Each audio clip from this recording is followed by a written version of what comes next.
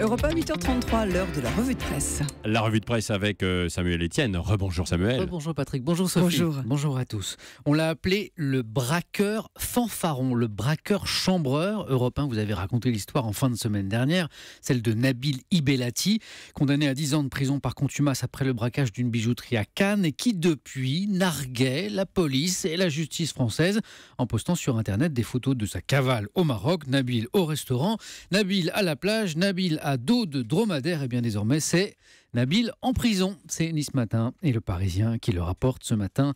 Le jeune homme a été interpellé samedi à Marrakech par la police marocaine. Je suis allé vérifier sur son compte Facebook. Effectivement, la dernière photo qu'il a postée date du 4 août. On le voit chevaucher une puissante moto, pas assez manifestement, pour échapper à la police. C'est Nice Matin, la semaine dernière, qui avait alerté sur ces fameuses photos où le braqueur fanfaronnait, où il disait se régaler à fond. Le journal avait aussi révélé qu'il avait investi sa part du butin, 350 000 € dans un garage automobile et une plage privée. Tout est bien qui finit mal, donc pour le malfaiteur. Reste toutefois à savoir si Nabil Ibelati sera extradé. Rien n'est moins sûr pour Le Parisien, au regard des conventions qui lient la France et le Maroc et de l'entente judiciaire, pas toujours cordiale, qui règne entre les deux pays.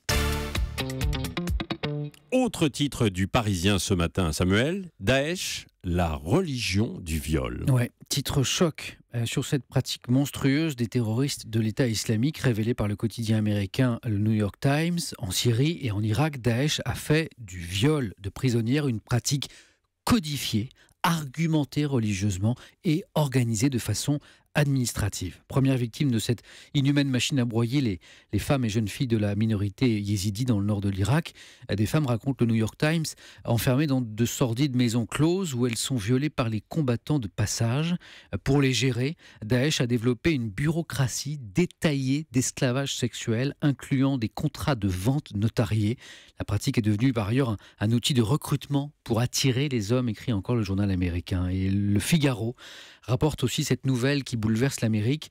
Kayla Mueller, la jeune américaine de 26 ans capturée par l'État islamique il y a 2 ans avant de mourir dans un bombardement, aurait elle-même été victime de cette théologie du viol. Ce sont ses parents qui ont révélé ce que le FBI leur a appris, que le chef de Daesh, Abu Bakr al-Baghdadi, en avait fait son esclave sexuel, l'a violée à plusieurs reprises, torturée également. Je vous le disais, Daesh a donc voulu apporter une justification théologique à tous ces crimes.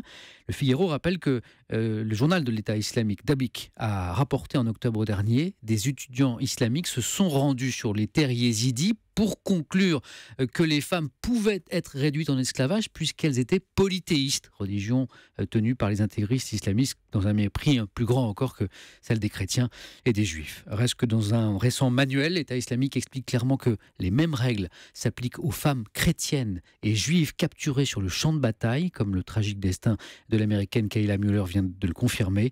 Et le New York Times rapporte enfin que plusieurs jeunes filles yézidis ont raconté que les combattants commençaient par prier avant de les violer, et qu'ils expliquaient à leurs victimes que non seulement le Coran leur donnait le droit d'abuser d'elles, mais qu'il l'approuvait et l'encourageait. Revenons en France maintenant, Samuel, avec cette une de Libération qui interpelle. Travailler un peu, beaucoup et pourquoi pas du tout, ou pour le dire autrement, tout non-travail mérite salaire. Là voilà, cette une de Libé, Patrick, qui constate que l'idée d'un revenu universel, d'une rente versée donc à chaque citoyen de sa naissance à sa mort et sans condition, eh bien fait son chemin dans les milieux économiques, dans certains pays même où des expérimentations ont été ou sont sur le point d'être lancées, comme aux Pays-Bas. Alors concrètement, de quoi parlons-nous ici ? Eh bien d'un revenu de 700 à 800 € mensuels versés à chacun de la naissance à la mort, donc sans contrepartie et cumulable d'ailleurs avec d'autres revenus. Pourquoi le succès de cette idée, qui n'est pas neuve, qui date du XVIIIe siècle ? Parce qu'elle est une réponse séduisante au chômage de masse. Et oui, s'il n'y a plus de travail pour tout le monde, pourquoi obliger à travailler ? Oui, mais alors maintenant, il y a un problème. Qui pourrait payer le financement de ce revenu universel ? C'est ça la grande question. Exactement, c'est la grande question selon les projets. Eh bien, il suffirait de mettre en place, par exemple, une vraie taxe sur les transactions financières. Et pour d'autres, alors d'obédience plus libérale, il faudrait mettre fin aux millefeuilles d'aides en tout genre pour les remplacer par cette unique allocation. Et puis, autre question, comment imaginer que tous ceux qui continueraient à travailler accepteraient de voir une partie de leur revenu partir ainsi dans l'entretien de loisiveté de tous les autres.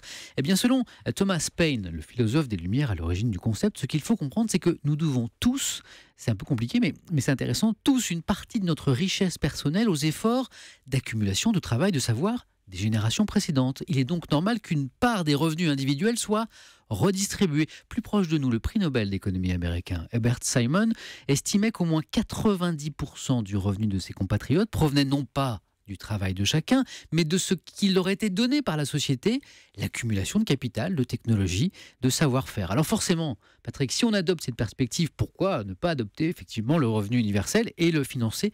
Quelque chose me dit toutefois qu'avant d'y arriver, il faudra une sacrée révolution des esprits.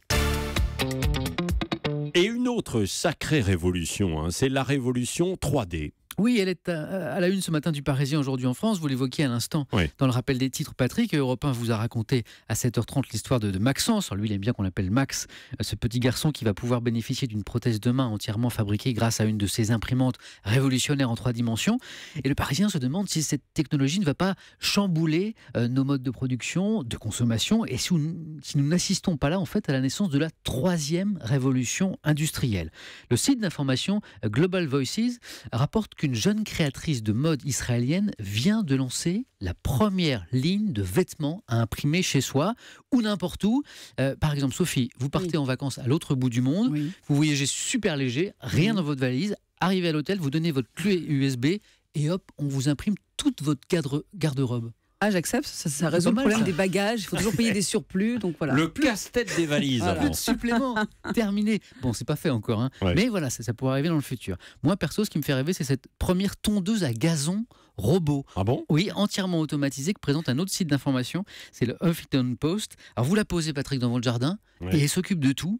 Imaginez maintenant un futur avec le revenu universel et des robots qui feraient tout à notre place. Il y a déjà quand même ces petites tondeuses à robots qui existent, mais bon. Mais la nouveauté, c'est que celle-là, il faut un peu leur délimiter le champ, voilà, si vous voulez. Voilà, pour l'instant. Celle-là, elle travaille tout seul. Ah oui. Alors imaginez demain, on a le revenu universel, les robots qui s'occupent de tout, il faudra trouver des trucs pour s'occuper.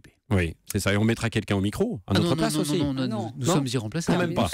Merci Samuel Etienne pour cette revue de presse. Europe 1, il est 9h moins 20.